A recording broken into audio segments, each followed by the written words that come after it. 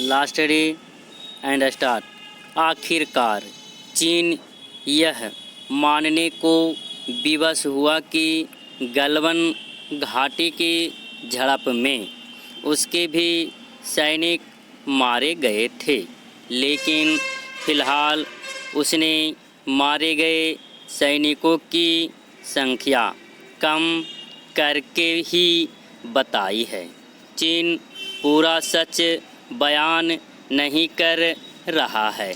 इस संदेह का एक कारण तो यह है कि अन्य स्रोतों से मारे गए चीनी सैनिकों की संख्या 45 से लेकर 70 तक बताई जा चुकी है, और दूसरा यह कि इस खूनी झड़प के बाद चीनी सेना को अपने हताहत सैनिकों को ले जाने के लिए कई वाहनों का इंतजाम करना पड़ा था।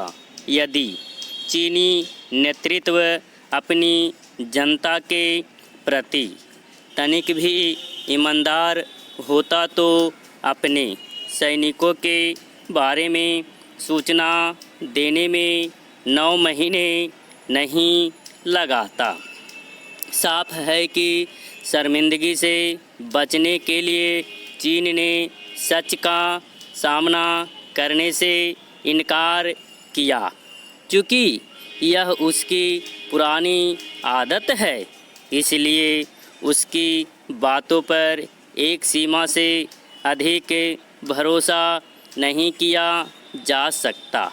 लेकिन उसकी स्वीकृति के बाद भारत में उन लोगों को अवश्य शर्मिंदा होना चाहिए जो यह मानने को तैयार नहीं थे कि गलवान में चीनी सैनिकों को कोई नुकसान हुआ। ये ऐसे अंध विरोधी थे जो भारत से ज़्यादा चीन के दावों पर भरोसा कर रहे थे। वास्तव में इसी अंध विरोध के कारण ऐसे लोग यह स्वीकार करने में भी आनाकानी कर रहे हैं कि पैंगोंग झील से पीछे हटना चीन की शिकस्त का परिचायक है। पैरा इसके पहले चीन इस तरह पीछे हटने के लिए कभी नहीं तैयार हुआ। इस बार वह मजबूर हुआ तो भारतीय सेना के मजबूत इरादे और भारतीय नेतृत्व की दृढ़ता के कारण, जो इसकी सराहना करने में शर्म संकोच कर रहे हैं। वे एक तरह से भारतीय सेना के शौर्य की अनदेखी ही कर रहे हैं।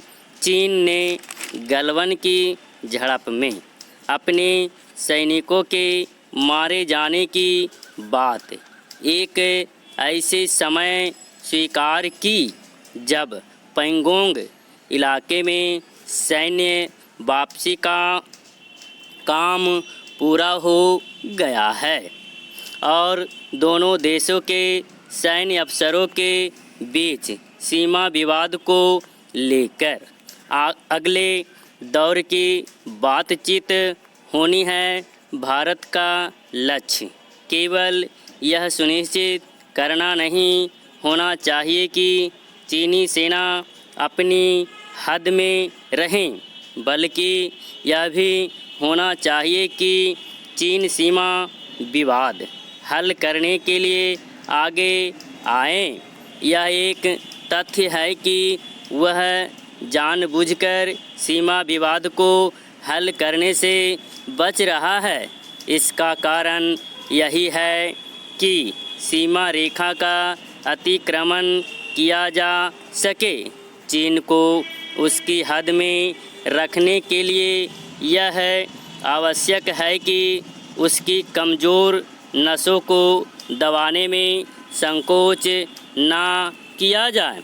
सीमा पर यथास्थिति की सूरत बनने के बाद भी चीन पर भरोसा नहीं किया जाना चाहिए।